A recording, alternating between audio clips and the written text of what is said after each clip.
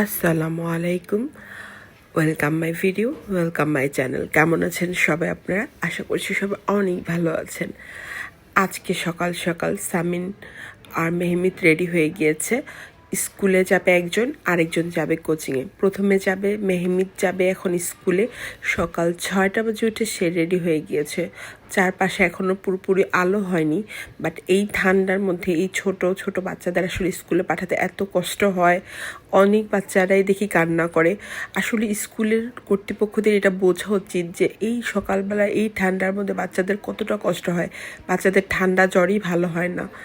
তো এখানে যুবরাজ আমাদের কাছে বিদায় নিয়ে প্রথমে মেহমিদকে দিয়ে আসবে, তারপর সামিনকে দিয়ে আসবে।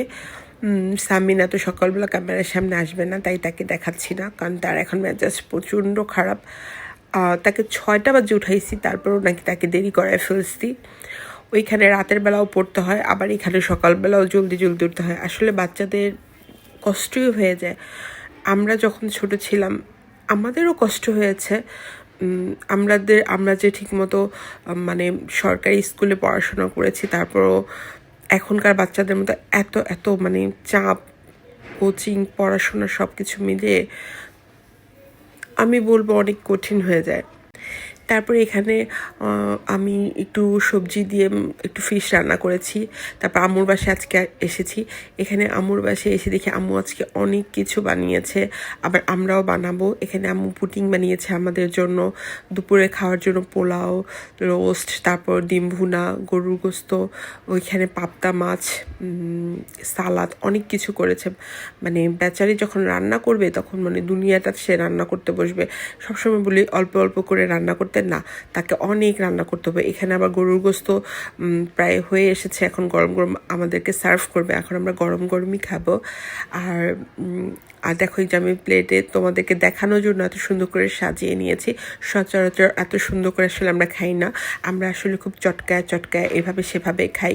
অ্যাকচুয়ালি ভিডিও করলে তো একটু সুন্দর করে দেখাতে হয়, তাই দেখাচ্ছি। তো এখানে আমি এখন মেখে মেখে একটু খেয়ে নিচ্ছি। এখন মানে কি বলবো, আম্মুর হাতে রান্না এত মজা হয়।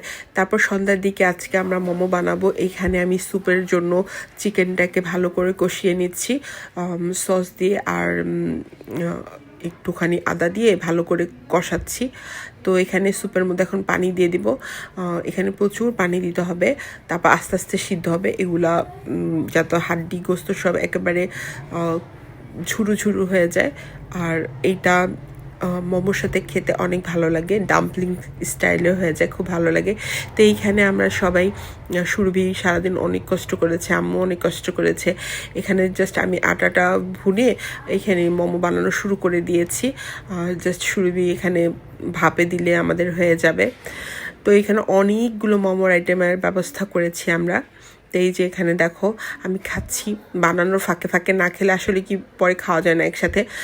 বানাবো আর গরম গরম খাবো। আর কিনে আনলে তো আসলে ওদেরটা এত মজা হয় না। আর আমার মনে হয় বাসায় বানিয়ে খেলেই ভালো, যদিও অনেক কষ্ট হয়ে যায়, একা একা করা তো সম্ভবই হয় না। সবাই মিলে, আম্মু, সুরভি, আমরা 3জন মিলে করেও আমাদের অনেক সময় চলে গিয়েছে। তারপর এখানে আমি দেখো একটু একটু করে খেয়ে নিচ্ছি, এত টেস্টি হয়েছে। আল্লাহুম্মা বারিক লাহু। যে আমরা রান্নাটা আমাদের রান্নাটা অনেক মজা হয়েছে। তো এই মোমো খাওয়া দাওয়া করার পরেই আমি বাসায় চলে যাব। যুবরাজ জানতো না যে আজকে আমরা মোমো বানাবো। সেও নাকি বাসায় খাবার জন্য কি যেন একটা চিকেনের নিয়ে আসছে, নুডলস নিয়ে আসছে বললো। তো বাসায় গিয়ে সেটা আসলে খাওয়া হবে না, রেখে দিতে হবে, কারণ আজকে এইখানে খাবার খেয়ে অনেক ফুল। তো এইখানে আমরা দেখো বাসায় চলে এসেছি এখানে। তো বাসায় এসে দেখি যুবরাজ এইগুলাও নিয়ে আসছে নাস্তার জন্য। আর এই নাস্তাটা, এই নুডলসটা আমাদের অনেক প্রিয়। আর এই চিকেনের সালাডটা, এটা একটা সালাদ, এটা অনেক মজা। তো আজকে